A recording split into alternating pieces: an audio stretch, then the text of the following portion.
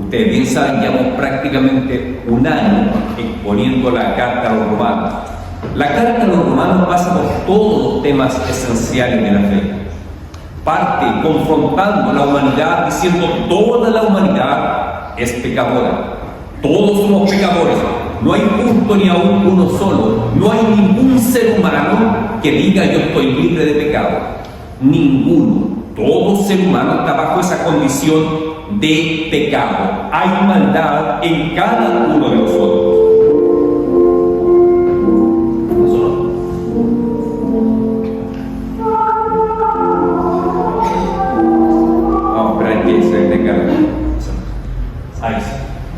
Entonces, estamos todos bajo esa condenación, de esa condición de pecado.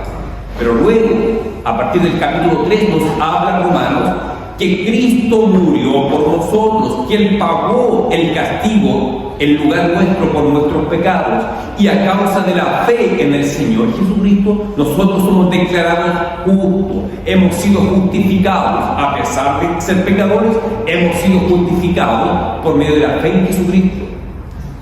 Luego del capítulo 6 nos habla de cómo ha operado la cruz de Cristo en relación a nuestra naturaleza pecaminosa, cómo el Señor nos libera del poder del pecado por medio de la obra del Espíritu Santo. Lo vemos en los capítulos 7 y 8.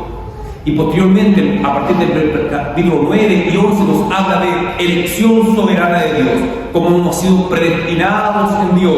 Y en el capítulo 12 nos hace recordar, el apóstol Pablo acá, las misericordias de Dios. Es decir, todo lo que Cristo ha hecho por nosotros, todo lo que Dios ha hecho por nosotros, son las misericordias de Dios. Y es necesario recordarlas y tener en cuenta para poder obedecer los mandamientos de Dios. Y posteriormente nos continúa enseñando la palabra de Dios en el capítulo 12 acerca de cómo discernir la voluntad de Dios, acerca de que cada cristiano tiene un don especial, cómo esos dones son usados para el servicio en la iglesia, cómo también tenemos que tratarnos mutuamente dentro de la iglesia, y nos enseña también cómo tenemos que tratar a los de afuera. Y lo que vimos la semana pasada en el capítulo 13, cómo se relaciona el cristiano con las autoridades establecidas. Y acá aparece un tema nuevo. En el capítulo 14 habla de los débiles en la fe y de los fuertes en la fe. ¿Quiénes serán los débiles en la fe? ¿Quiénes serán los fuertes? Si le damos una lectura somera a estos términos, eso puede inducir a errores.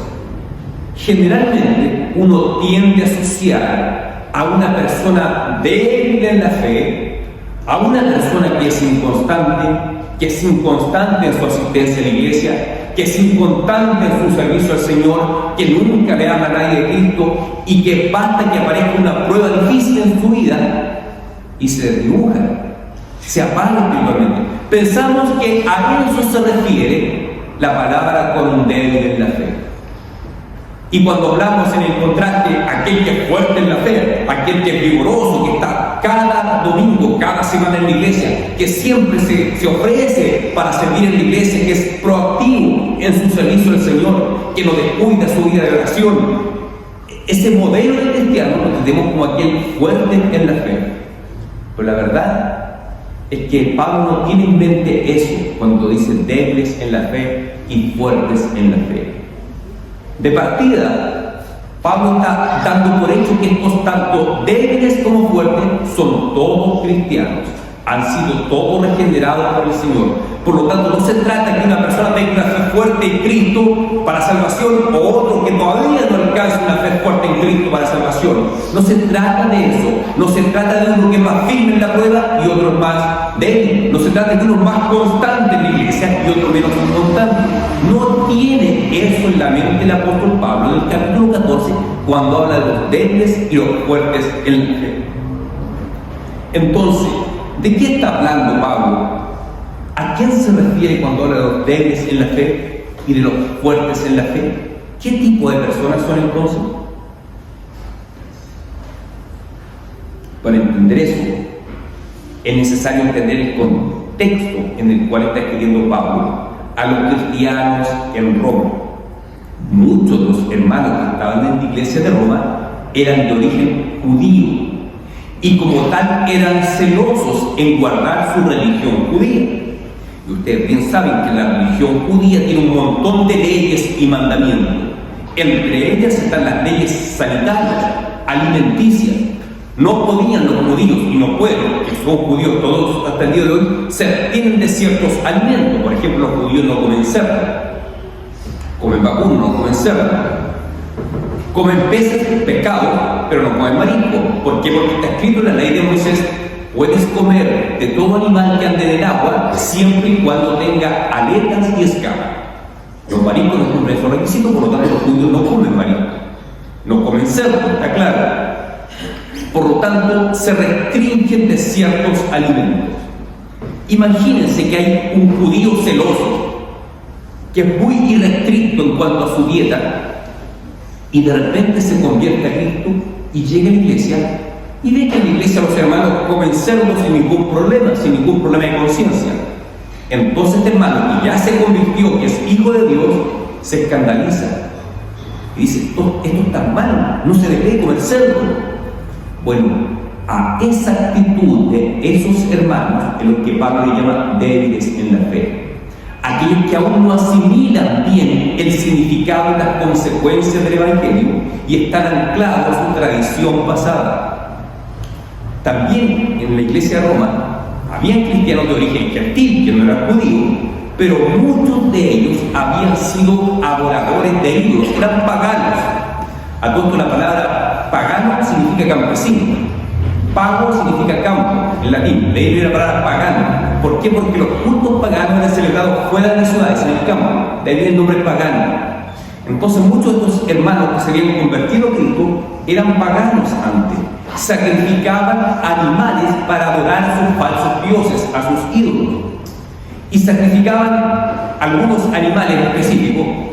Vamos a poner un ejemplo. Vamos a suponer que sacrificaban conejos para adorar a sus falsos dioses, a sus ídolos.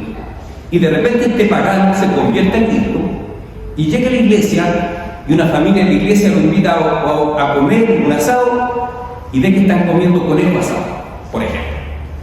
Este hermano se va a escandalizar, va a decir: pero ¿cómo? Si yo sacrificaba conejos para los dioses falsos, los ídolos, y los cristianos también hacen lo mismo, matan conejos. Entonces se escandaliza, porque no entiende la libertad que tiene el cristiano. Este hermano que se escandaliza, ya sea de origen pagano, gentil o sea judío, es lo que el apóstol le llama débiles en la fe. No es que no estén en Cristo, están en Cristo, son salvos, pero son débiles en la fe porque no han entendido lo que implica la libertad en Cristo. Así que el fuerte en la fe es aquel que comprende, en el caso de la alimentación, que puede comer de cualquier cosa. El Señor Jesucristo lo dijo. Marcos 7, versículo 15, dice el Señor Jesús: no contamina al hombre lo que está fuera del hombre. Lo que contamina al hombre es lo que está dentro de él. Es de dentro de él, es de su propio corazón, donde salen los malos pensamientos, la lujuria, los adulterios, los asesinatos, toda la maldad, la avaricia, la envidia. Todo eso malo sale de dentro, brota de dentro del hombre. El peligro no está en contaminarse con lo que como. Lo que tú comes no te contamina espiritualmente. Por lo tanto, eres libre para comer lo que quieras. El peligro está en lo que está dentro, y eso es lo que te contamina, la maldad que hay en tu corazón. Por lo tanto, el cristiano tiene la libertad de comer cualquier alimento. Un cristiano fuerte en la fe tenía claro esto, pero el que no lo tenía claro, ya sea de origen judío o gentil, actúa con ese rechazo acerca de aquel que tiene libertad de comer lo que quiera. Esas personas que se escandalizan, Pablo cataloga como débiles en la fe. El cristiano puede comer lo que quiera y eso no lo contamina espiritualmente. No hay ninguna limitante en las Escrituras en cuanto a la alimentación para los cristianos, ninguna. Bueno, falta, alguien puede estar pensando: sí, pero en el concilio de Jerusalén, en Hechos 15, dice el Espíritu Santo: abstente de los sacrificados, los ídolos de sangre y de ahogado. Y algunos han sacado la conclusión que el cristiano no puede consumir sangre, o sea, no puede comer prietas. Bueno, la verdad, lo que enseña el texto bíblico no tiene absolutamente nada que ver con una restricción alimentaria. El texto dice: abstente de los sacrificados a los ídolos de sangre y de ahogado. ¿Cómo mataban los animales en aquella época que sacrificaban a los ídolos? Había dos formas de matar a los animales. Una, cortarle la cabeza y que se desangrase, o lo colgaban cabeza abajo y la sangre se le iba a la cabeza y se ahogaba el animal, moría ahogado con su propia sangre. O sea, el animal sacrificado a los ídolos podía ser muerto por derramamiento de sangre o ahogado. Por eso dice: abstente de los sacrificados a los ídolos, ya sea de sangre o de ahogado, ya sea que el animal murió derramando su sangre o murió ahogado con su propia sangre. A eso es lo que apunta el texto. No tiene nada que ver con que el cristiano no pueda comer prieta, no tiene ese significado. Así que no hay en la Escritura una restricción alimentaria para el cristiano. Por eso Pablo dice: de todo lo que hay en la carnicería, comer sin problema de conciencia alguno. Pero si te dicen: esto fue sacrificado a los ídolos, entonces no lo comas. Así que el abstenerse de sangre significa abstenerte de sacrificar animales para adorar a los ídolos. No tiene que ver con alimentación. Así que está claro que para un cristiano no hay limitación en las Escrituras en cuanto a alimentos. Ahora, eso es lo que ocurría en Roma, en la iglesia de Roma. ¿Será que hoy en día, siglo XXI, acá en Chile, zona central, pueden ocurrir situaciones también de actitudes de hermanos débiles en la fe? Yo sé que hay iglesias que enseñan, o enseñaban o todavía enseñan, que un cristiano jamás puede beber alcohol, de ningún tipo. Yo crecí en una iglesia de ese tipo. Pero la verdad es que no hay ningún mandamiento en las Escrituras que diga que es pecado beber alcohol. El pecado es embriagarse, pero no beber alcohol. Eso no es pecado. El pecado es perder el control y embriagarse. Pero muchas veces sucede en las iglesias, por lo menos en la iglesia donde yo crecí, que un hermano tenía un pasado, un historial de alcoholismo y se convierte a Cristo y él piensa que beber alcohol es un pecado terrible y prometió nunca más hacerlo. Y de repente va a una comida en la iglesia, a lo mejor un hermano destapó una botella de vino y comenzó a servir. Ese hermano se va a escandalizar. Ese es un hermano, ¿cómo lo llamaría cada palabra? Débil en la fe. El que tiene claro que no va ni ganar ni perder su salvación por beber una copa de vino, que lo tiene clarísimo, que este sería un hermano fuerte en la fe. Así que vamos entendiendo en nuestra realidad cómo aplican estos conceptos de débil en la fe y fuerte en la fe. Y miren lo que dice el versículo 1 del versículo 14: recibir al débil en la fe. Es decir, si hay hermanos que evidentemente son débiles en la fe en medio nuestro, nosotros tenemos que ser receptivos, amorosos, acogedores con esos hermanos. Dice: pero no para contender sobre opiniones. ¿A qué se refiere acá? Cuando dice no contender sobre opiniones, tenemos claro que la Biblia entrega mandamientos y hace prohibiciones a los cristianos. Somos mandados a creer en Cristo, somos mandados a congregarnos, somos mandados a orar, somos mandados a evangelizar, somos mandados a congregarse. El pecado es aborrecido por Dios, de tal forma que hay mandamientos que nos restringen y mandamientos que nos impulsan a hacer algo. Pero hay temas acerca de los cuales la Biblia no dice nada. A esos temas secundarios a la fe, sobre la Biblia, en lo que la Biblia no dice nada, que guarda silencio, es a lo que se refiere sobre opiniones acá. Entonces Pablo dice: si llegan hermanos débiles en la fe de la iglesia, no discutan con ellos acerca de opiniones, es decir, acerca de temas secundarios a la fe que no están estipulados como mandamientos de Dios. Y ahí pueden caer temas como el tema de la música. Hay hermanos, yo he conocido también iglesia, tenía un pastor que me decía: yo pienso que el cristiano solamente tiene que escuchar música cristiana, que no tiene que escuchar música del mundo, música secular. Yo le pregunto: ¿hay un mandamiento acerca de eso en la Escritura? No, no lo hay. Por lo tanto, es una cuestión de opinión. A eso se refiere Pablo con que no contender sobre opiniones, es decir, cuando no está estipulado claramente en las Escrituras, es un tema secundario, que yo no me voy a hacer ni más ni menos espiritual por escuchar una música que no necesariamente sea cristiana. Si yo escucho música clásica, eso no me hace ni más ni menos espiritual, y probablemente el compositor clásico no sea cristiano.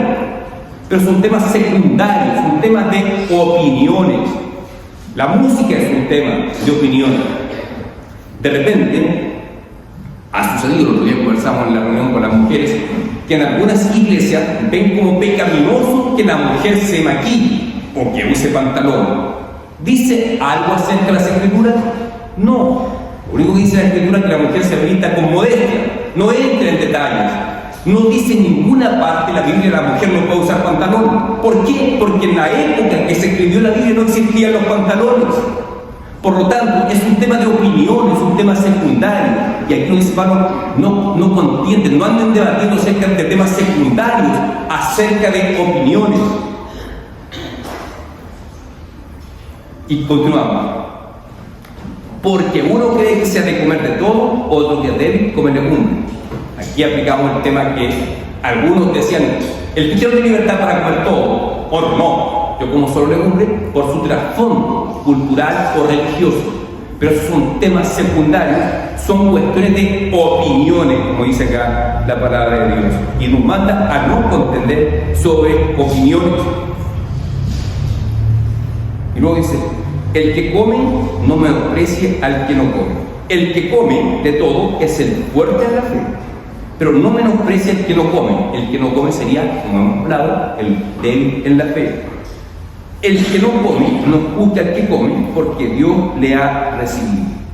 No, que nos está diciendo acá la palabra que el que es fuerte en la fe tiene la tendencia de despreciar al hermano que es débil.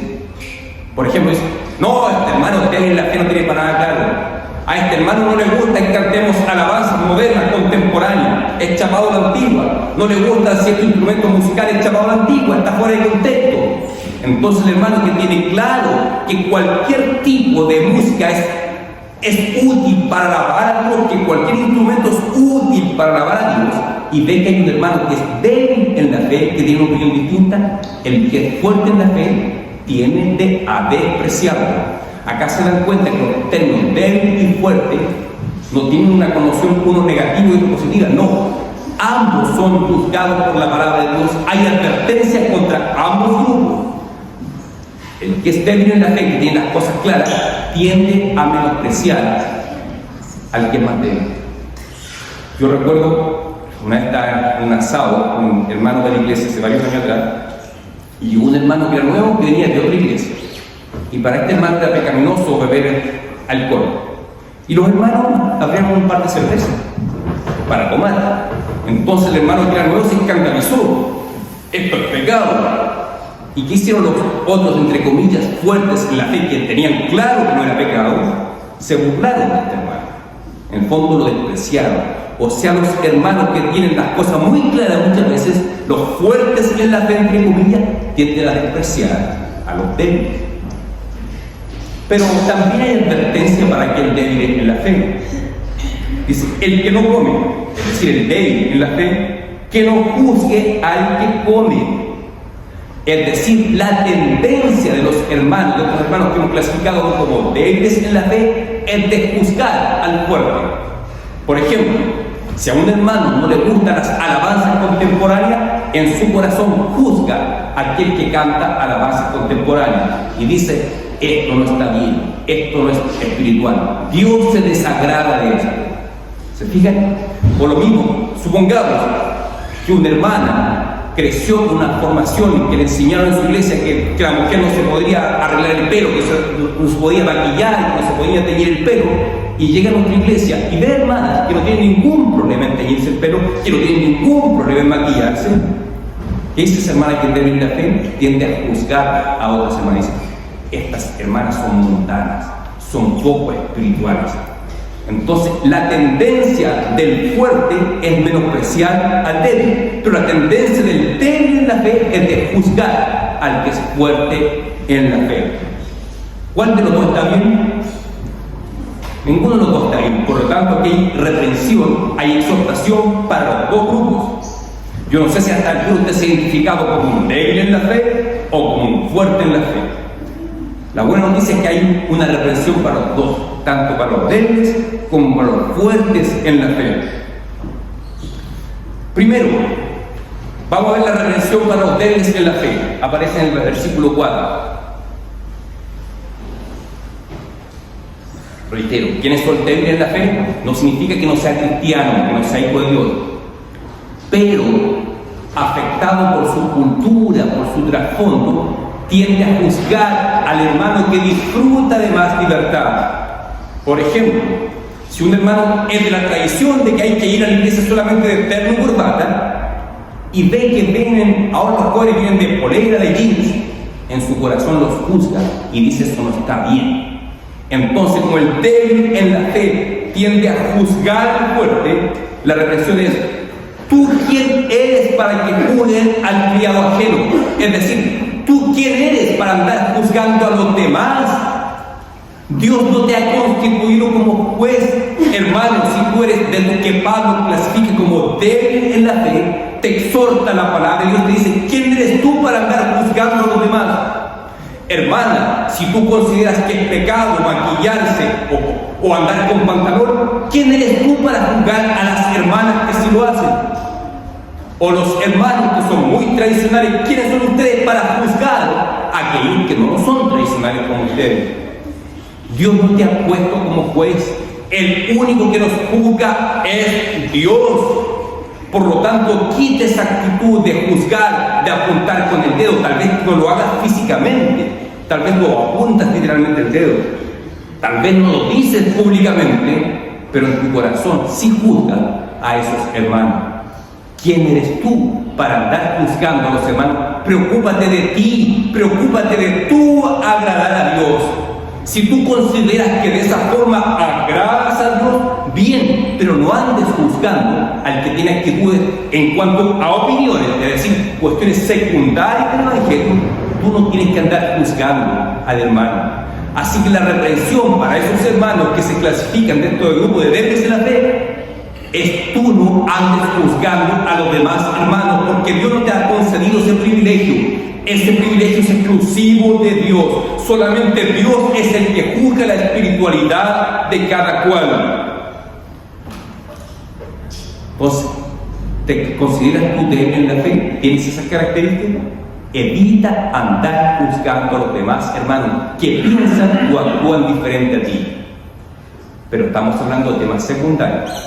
Estamos hablando de música, de vestuario, de apariencia física. No estamos hablando de temas esenciales de la fe. No estamos hablando del pecado. El pecado, por supuesto, tiene que ser juzgado. Pero estamos hablando de no contender sobre opiniones, cosas que no están claramente establecidas en la palabra de Dios.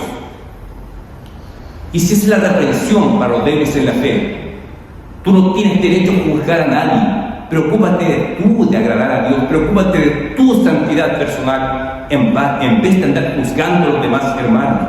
No caigas en eso. Si tú estás en esa actitud, tienes que arrepentirte de eso, hermano, y cambiar de actitud, no andar juzgando a los hermanos.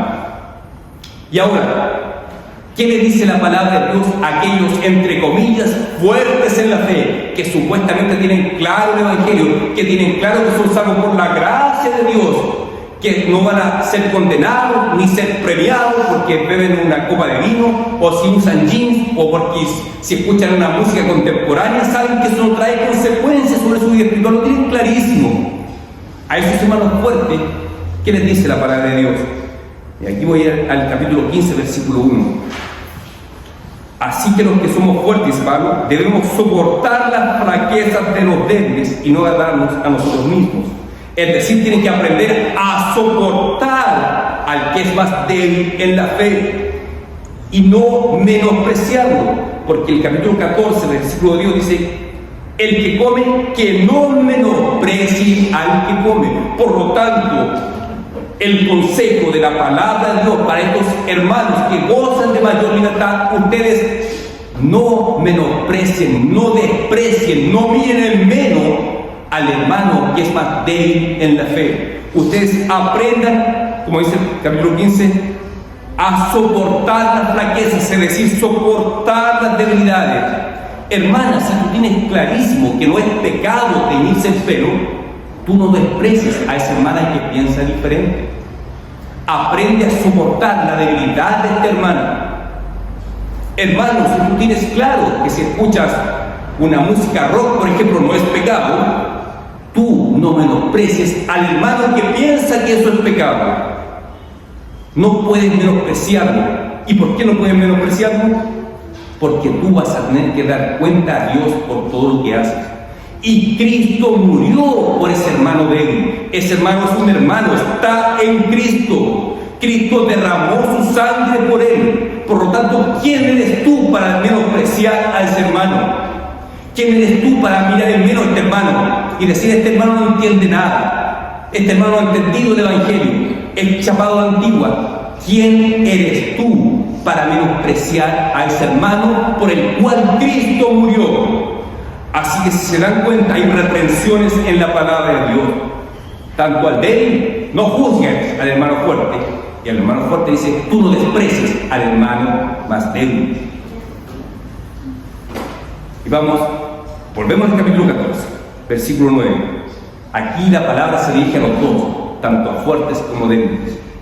Porque Cristo para esto murió y resucitó y volvió a vivir, para ser Señor así de los muertos como de los que viven. Pero tú que juzgas a tu hermano, ¿para quién va a ser la represión? Para los débiles. Pero tú que juzgas a los hermanos, o tú también que menosprecias a tu hermano. ¿Ahí a quién le habla? A los fuertes, los que menosprecian a los débiles. Por lo tanto, en el versículo 10 del capítulo 14, habla los dos grupos. Pero tú que juzgas a tu hermano, o tú también que menosprecias a tu hermano, porque todos compareceremos ante el tribunal de Cristo. Y el versículo 9 había hablado que Cristo murió por todos. Hermanos, Cristo murió tanto por los débiles como los fuertes. A los débiles Dios no te ha puesto como juez para juzgar a los más fuertes. Y a los fuertes tú tendrás que dar cuenta delante del tribunal de Cristo por menospreciar a tu hermano que es más débil. Te creíste superior a tu hermano, que tal vez no tenía todas las cosas claras, pero Dios te va a pedir cuenta de eso. No está diciendo la palabra que Dios te va a echar al infierno porque tú estás en Cristo. Pero eso no nos exime de nuestra responsabilidad, que tendremos que dar cuenta de Dios de todo lo que hacemos. Yo no sé, hermano, cómo tú te identificas. Si tú te identificas como un débil o como un fuerte. Si tú te consideras fuerte, bueno, no te jactes de ello. Tu responsabilidad es amar, entender al más débil. Y si tú estás dentro de los débiles, eso no significa que tú no seas cristiano, que no seas hijo de Dios, pero evita juzgar a los hermanos que piensan diferente de ti. Porque Cristo murió por todos, tanto por los que son llamados por Pablo como débiles, como los que son llamados fuertes. Y somos uno en Cristo, somos un cuerpo en Cristo. En toda iglesia, en toda congregación, siempre van a haber hermanos fuertes y débiles en la fe. Y reitero, el ser débil no tiene nada que ver con tener poca fe en Cristo. No, es una persona que está en Cristo, arraigado en Cristo. Y el fuerte no tiene nada que ver con ser superior espiritualmente, más espiritual, más avanzado. No, probablemente el más fuerte tiene un mejor entendimiento del Evangelio, pero el más débil, a causa de su contexto, como sucedió en Roma, con los que venían del judaísmo, que venían arrastrados a ese contexto judeo, y les impedía comer con libertad cerdo, por ejemplo, o los que habían sido paganos y que sacrificaban animales, ahora se escandalizaban porque los hermanos en la iglesia comen los mismos animales que él mataba para adorar a sus ídolos, o el hermano que se escandaliza cuando se entera que un hermano toma cerveza. Esos son débiles, pero están en Cristo, son hermanos tanto los débiles como los fuertes. Y los fuertes, si tú tienes una mejor comprensión del Evangelio, no es por tu mérito personal, no es porque tú seas mejor, solamente por la gracia de Dios, y Dios te hace responsable de aprender a amar al más débil, a aquel que no está de acuerdo con tu conducta, a aquel que te juzga por tu forma de vestir. A ese tú tienes que aprender a amarlo, porque Cristo también murió por ese hermano. Lo más probable, hermano, que ninguno de nosotros sea 100% débil o 100% fuerte. Lo más seguro es que cada uno de nosotros es una mezcla. En algunas áreas somos débiles, actuamos como débiles, y en otras áreas somos fuertes. Así que nadie diga yo soy de los fuertes o yo soy de los débiles. Lo más seguro es que todos somos una mezcla de todo, hermano. Hay a ratos que somos débiles y hay a ratos que somos fuertes. Pero si hay un momento en que yo estoy en la posición del débil y tiendo a juzgar, por ejemplo, yo particularmente no me gusta, por ejemplo, yo jamás me haré un tatuaje en mi cuerpo, jamás.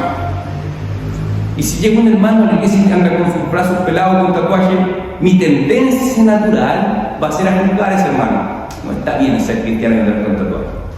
Pero cuando yo estoy actuando como un débil, tengo que aprender que Cristo murió por ese hermano, por lo tanto yo no lo puedo juzgar a él.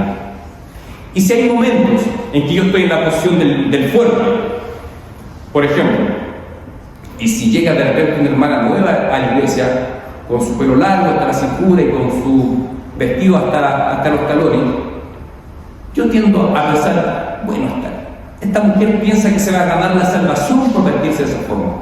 No es así. Bueno, pero si yo estoy en esa posición fuerte, mi responsabilidad es aprender a no menospreciar a esa persona, a no mirarle menos. Y reitero, todos en algún momento pasamos por la etapa del fuerte y otro del débil, pero para los dos hay reprensiones de la palabra de Dios. Para resumir, cuando tú estás en la posición del débil, aprende a no juzgar al otro hermano. Cuando tú estás en la posición del fuerte, aprende a no menospreciar al hermano, porque Cristo murió y todos somos salvos por medio del sacrificio de Cristo.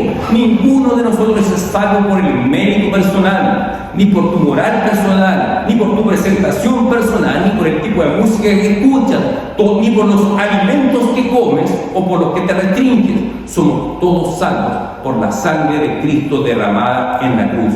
Y por medio de la fe en Cristo, somos todos uno, somos todos miembros de un mismo cuerpo, somos todos hermanos, por lo tanto tenemos que todos aprender a amarnos y a tolerarnos mutuamente. En eso consiste la vida de la iglesia. Somos el cuerpo de Cristo diverso, todos somos diferentes, no hay ninguna persona que sea idéntica a otra. Algunos pueden tener más afinidad, pero a fin de cuentas todos somos diferentes. Tenemos que aprender a amarnos y a tolerarnos, porque somos una familia en Cristo. Que Dios te bendiga, hermano. Vamos a orar. Señor, te amo.